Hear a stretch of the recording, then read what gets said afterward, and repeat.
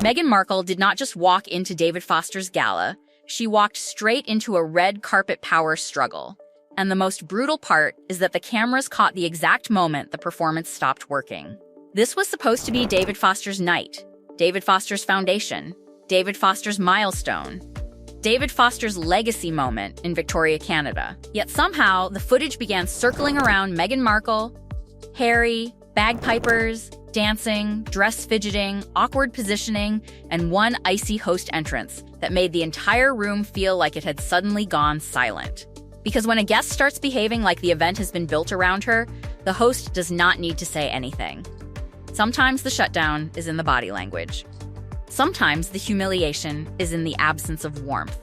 Meghan Markle entered the David Foster Foundation Gala as an invited guest, but within minutes, the arrival looked less like support and more like a production unfolding piece by piece.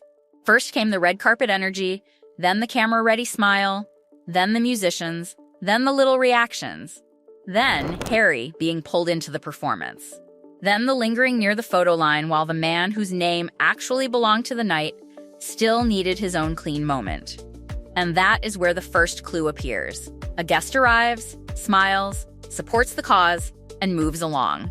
But Meghan Markle did not move like someone simply attending. Meghan Markle moved like someone harvesting moments, and every second seemed designed to become a clip.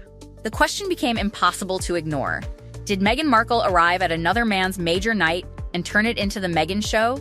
Because this was not a casual celebrity stop, not a random restaurant opening, not some throwaway photo opportunity where everyone was chasing a selfie.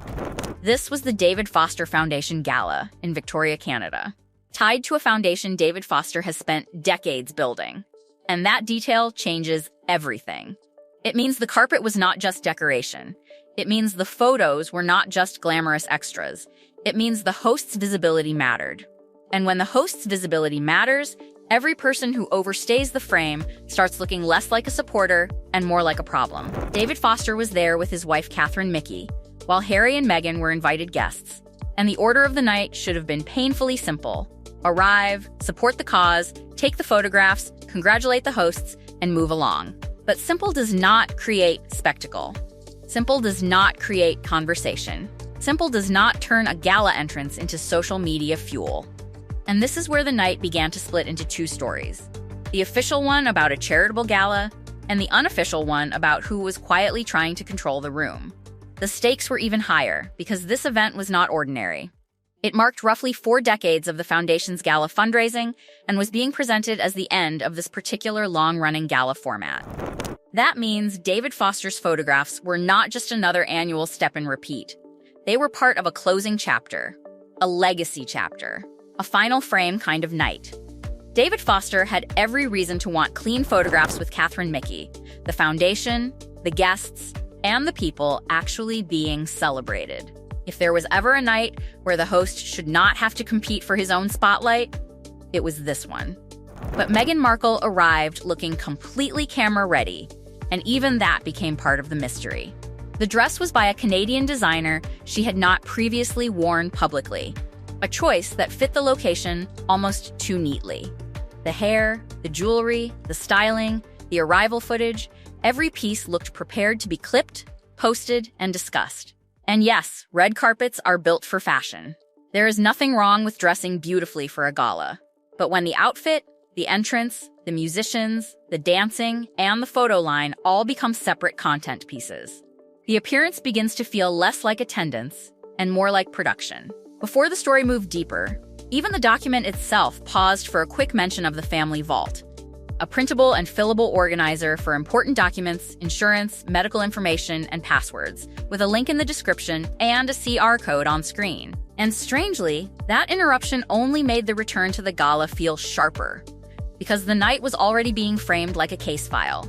Every image organized, every clue stacked, every little public detail waiting to be examined. Then the spotlight snapped right back to Meghan Markle, because the moment she entered the musician's space, the night stopped feeling spontaneous. A guest supports the night. A producer looks for moments. Meghan Markle kept finding moments. She found one walking through the musicians. She found one narrating Harry's love of bagpipes. She found one laughing. reacting, turning an ordinary entrance into a polished little scene while Harry stood right there beside her. And that detail is not small. If Harry loves bagpipes, Harry could say it himself. He was there. He was visible. He was not missing. Yet Meghan Markle delivered the line, "My husband loves bagpipes," as if Harry had become another prop inside her narration. That one sentence turned the whole arrangement upside down. Meghan Markle stood in front. Meghan Markle reacted. Meghan Markle laughed. Meghan Markle explained what Harry liked. The musicians became the background. Harry became the supporting character. The camera got the content. And, suddenly, a simple walk past bagpipers and drummers looked like a mini lifestyle clip, the kind of polished candid that pretends to be accidental while feeling strangely packaged. Was this a fundraiser arrival? Or another episode of watching Meghan Markle experience things for the camera? Then Harry began speaking to the musicians himself, and for a few seconds the attention drifted away from Meghan Markle. That tiny shift mattered because it revealed the night's repeating visual pattern. Whenever the moment stopped being centered on Meghan Markle, she was never far from the frame. Harry was engaged, facing the musicians, having his own interaction, yet Meghan Markle remained inside the shot. The camera did not lose her.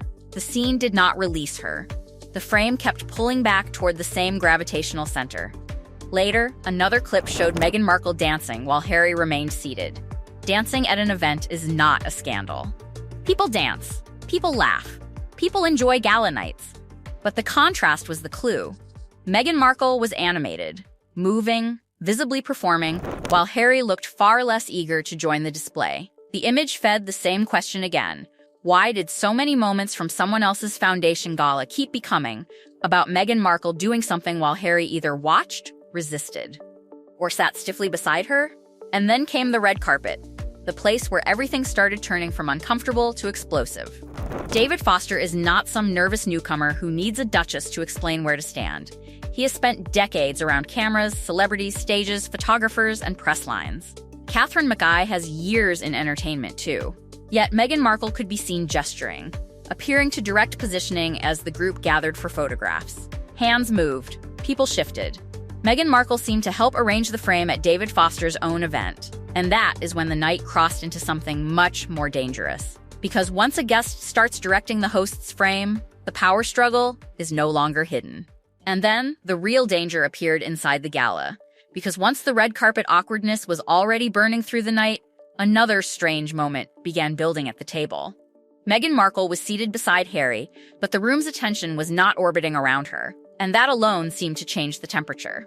The cameras caught the kind of detail that royal watchers freeze, rewind, and dissect for hours. Meghan Markle leaning toward Harry, appearing to push him toward action, while Harry stayed seated, stiff, resistant, almost refusing to become part of whatever moment she wanted to create next. And suddenly, the whole evening looked less like a glamorous charity appearance and more like a silent power struggle happening in public. Because Harry was no longer just standing beside Meghan Markle on a carpet, no longer being narrated as my husband near bagpipes, no longer helping her create a perfect little performance. Harry was sitting there, and Meghan Markle looked like she needed movement, noise, reaction, attention, something, anything, because the room had moved on without making her the center. And the pattern did not stop inside the gala. It stretched beyond Canada, beyond Victoria, Canada, beyond the David Foster Foundation Gala, and straight into the wider mystery of privacy versus performance. Meghan Markle and Harry have spent years building an image of being hunted, chased, exposed, overwhelmed by cameras, desperate for protection, desperate for peace. But then came the posts, the clues, the recognizable scenery, the location speculation, the Scottish Highlands image that triggered whispers about Balmoral, and the online guessing game about where the Sussex family had been staying. Nobody forced those images into public view. Nobody made those details appear. They were chosen, posted, and left there like breadcrumbs. And once the breadcrumbs appeared, the audience did exactly what any public audience does. They followed the trail. And that is where the real humiliation lives. Not in a single bad angle. Not in one awkward second. Not even in David Foster appearing to pass without giving Meghan Markle the warm moment people expected. The humiliation is that this should have been easy. David Foster had his milestone night. Catherine Mickey was there. The foundation had its legacy. Harry and Meghan were invited guests. Catherine Mickey and Meghan Markle had school circle history.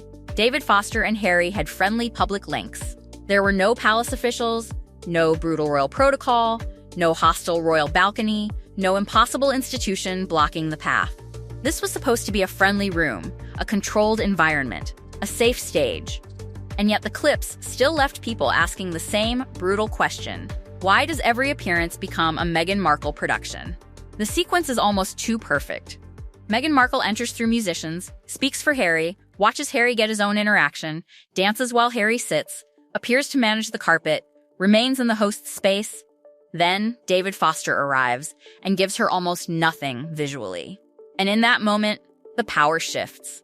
Meghan Markle may have built the content, but David Foster controlled the temperature. He did not stop the room for her. He did not hand her the center. He did not make his own foundation gala bend around her presence. And maybe that is why the clip feels so savage. Because after all the glamour, all the smiling, all the careful posting, all the movement, all the performance, Meghan Markle discovered the one thing: no brand account, no dress, no red carpet angle, and no royal title can guarantee that the person whose night it really is will surrender the spotlight.